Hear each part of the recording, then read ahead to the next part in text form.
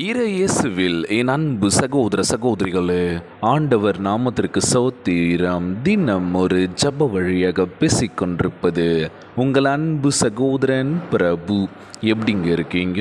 இன்றைய நாள் எப்படிங்க போச்சு? உங்களுக்கு மகிழ்ச்சியாக இருந்தீங்களா? எப்போவுமே சந்தோஷமாக இருங்க. என் அன்பு சகோதர சகோதரிகளை, நம் ஆண்டவர் ஆகிய இயேசு கிறிஸ்து நம்முடைய வாழ்க்கையில் ஏற்றத்தாழ்வுகள் கண்டிப்பாக இருக்குங்க. மேலே போய்கிட்டே இருப்போம், வாழ்க்கையில் முன்னேறி போய்கிட்டே இருப்பாங்க. நிறைய விஷயங்கள் நடக்கும் அவங்க வாழ்க்கையில், எல்லாமே நடக்கும். ஆனால் திடீர்னு கீழே தடுக்கி விழுற நிலைமை வரும்ல. விழுந்துட்டாலும் சோர்ந்து போகக்கூடாதுல்ல. ஆண்டவர் எல்லாத்தையும் கொடுத்தாருப்பா, ஆனால் திடீர்னு நான் இப்போ கீழே விழுந்துட்டேன், என்னால் ஏஞ்சி பழைய நிலைமைக்கு என்னால் போக முடியல. நம்ம ஆண்டவராகிய இயேசு கிறிஸ்து ஏற்றத்தாழ்வுகள் கண்டிப்பாக இருக்கும், வாழ்க்கையில் போய்கிட்டே இருக்கும். திடீர்னு தடுமாற்றம் இருக்கும். திடீர்னு நம்ம கீழே விழுந்தாலும் என்ன பண்ணக்கூடாது? சோர்ந்து போகக்கூடாது. பரவாயில்ல, மீண்டும் நான் முயற்சி பண்ணுவேன், அந்த இடத்துக்கு போகிறதுக்கான வாய்ப்பு கண்டிப்பாக எனக்கு இருக்கும் அப்படின்னு சொல்லி என்ன பண்ணக்கூடாது? மனம் சோர்ந்து போகக்கூடாது, உற்சாகமாக இருக்கணுமா. இன்றைய நாள் நம்ம பண்ணக்கூடிய தவறு என்ன தெரியுமா? வாழ்க்கையில் ஏசப்பா எல்லாமே கொடுத்துருக்காருப்பா. வீடு, வாசல், சொத்து, சுகம் எல்லாமே இருக்குது. நான் சந்தோஷமாக இருக்கேன்னு சொல்லலாம். ஆனால் திடீர்னு எல்லாமே நம்ம விட்டு கைவிட்டு போயிடுச்சுன்னா என்ன பண்ணுவோம்? ஐயோ, நடா இது எப்படி வாழ்ந்துட்டு இருந்தோம், ஆனால் இப்போ எதுவுமே இல்லாமல் இருக்குது.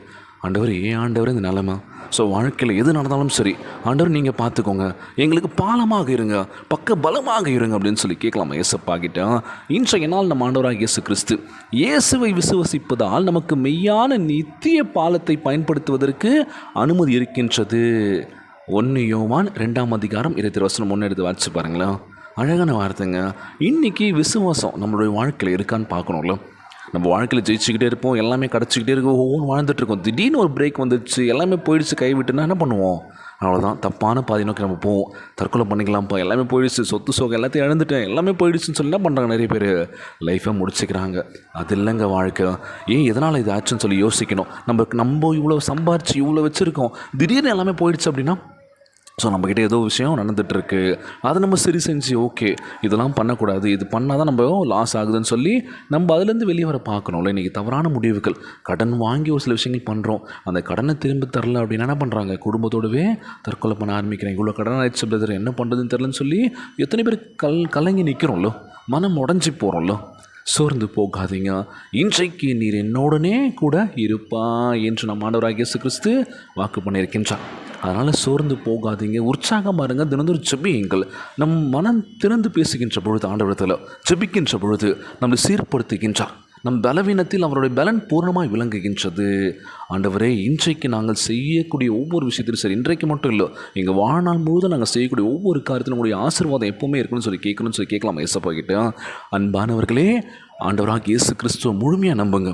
உங்கள் வாழ்க்கையில் ஒவ்வொரு பகுதியிலும் அவரை ஈடுபடுத்துங்கள். தேவ சமூகத்திற்கு நம்மை பாதுகாப்பாக கொண்டு செல்லும் பாலமாக இருக்க அவரை அனுமதியுங்கள். பார்த்தீங்களா, இன்றைய நாளில் நம் ஆண்டவராகிய இயேசு கிறிஸ்து நம்மளை பத்திரமாய் வழிநடத்த போகின்றார். கலங்காதீங்க, சோர்ந்து போகாதீங்க, உற்சாகமாக இருங்க. எது கிடைக்கலங்க, அது அப்பாற்பட்டதுங்க. வாழ்க்கையில் ஜெயிச்சுக்கிட்டே இருக்குமா, திடீர்னு சரிக்கு கீழே விழுறோம், இல்லை நம்ம தோற்றுக்கிட்டே இருக்குமா, கவலைப்படாதீங்க. நிச்சயமாக நம்ம ஆண்டவராகிய இயேசு கிறிஸ்து நம்ம வெற்றியின் பாதையில் நம்மளை வழிநடத்த போகின்றார். தோற்றுக்கிட்டே இருக்கும், கலங்கி மனசு உடஞ்சி வேதனையில் இருக்கலாம். ஏடா எல்லாருக்குமே எல்லாமே கிடைக்குது, எல்லோரும் நல்லா இருக்காங்களே, சந்தோஷமாக இருக்காங்கன்னு நினைக்காதீங்க. ஒவ்வொரு குடும்பத்தில் ஒவ்வொரு பிரச்சனைகள் புதுசாக அப்பப்போ அப்டேட் ஆகிட்டு தான் இருக்குது. நம்ம குடும்பத்தில் மட்டும் பிரச்சனை இல்லைங்க, எல்லார் குடும்பத்துலையும் பிரச்சனைகள் இருக்குது. பிரச்சனை இல்லாத மனிதர்களை நம்ம சந்திக்க முடியாது. அதனால் பிரச்சனை வந்தாலும் சரி, அது எதிர்கொள்கின்ற நோக்கம் நமக்கு தெரிஞ்சுன்னு வச்சுக்கோங்களேன், நம்ம அந்த பிரச்சனையிலேருந்து வெளியே வந்துடலாம் ஈஸியாக. இன்றைக்கி பிரச்சனையை பார்த்து பயந்து ஓடிட்டுருக்கோம். அந்த பயத்தை நம்ம வெளியெடுத்து போட போகிறோங்க. நம்ம ஆண்டவராகிய இயேசு கிறிஸ்து நமக்கு பாலமாக இருக்கின்றார். அதனால் நமக்கு பக்க பலமுமாக இருக்கின்றார். சோர்ந்து போகாதீங்க, உற்சாகமாக இருங்க. இன்றைய நாள் ஜெபம். உலகில் வாழ்கின்ற எல்லாருக்கும் நம்ம ஜெபிக்க போகிறோம். ஜெபத்திற்குள்ளாக பயணிப்போமா? எங்களை மிகவும் அதிகமாய் நேசிக்கின்ற அன்புள்ள ஆண்டவராகிய இயேசுவே, இன்றைய நாள் வாக்குறுதி வசனத்திற்காக நன்றி ராஜா. அன்புள்ள ஆண்டவரே, பரலோகத்திற்கும் பூமிக்கும் இடையிலான பாலமாக இருக்கின்றபடியினால் உம்மை சோத்தரிக்கின்றனப்பா. ரட்சிப்பு எங்களுக்கு தந்து எங்களுக்காக பரிந்து பேசி நித்திய ஜீவனுக்கான பாதையில் எங்களை வழிநடத்துவதற்காக உமக்கு கோடான கோடி நன்றி செலுத்துகிறோம் ஆண்டவரே. நாங்கள் தவறும் போதும் பலவீனமாக உணரும் போதும் எங்களை பலப்படுத்துங்க ராஜா. தினமும் உம்மை நம்புவதற்கு, உம்முடைய சித்தத்தை நாடுவதற்கு, உம்முடைய பாதையில் நடப்பதற்கு உதவி செய்யுங்க ராஜா. உம்முடைய அன்பு எங்கள் வாழ்வில் விளங்கட்டும் தகப்பனே. பரலோகம் உன் மூலமாகவே எங்களுக்கு திறந்திருக்கின்றது என்பதை நாங்கள் எப்பொழுதும் நினைவில் வைத்திருக்க உதவி செய்யுங்க ராஜா. எங்களுடைய அருமையான இரட்சகரும் எங்களுக்காக பரிந்து பேசுகின்றவருமாகிய பாலமான நீர் இருக்கின்றீர் என்பதை உம்மை முழுமையாக விசுவசிக்கின்றோம் அப்பா. இந்த ஜபத்தை கேட்டுக்கொண்டிருக்கின்ற அன்பு சகோதர சகோதரிகள், என் அன்பான உறவுகள் எல்லோரையும் பார்த்துக்கோங்கப்பா. யாருக்கும் எந்த கஷ்டங்கள் துன்பங்களை கொடுத்துறாதீங்க ராஜா.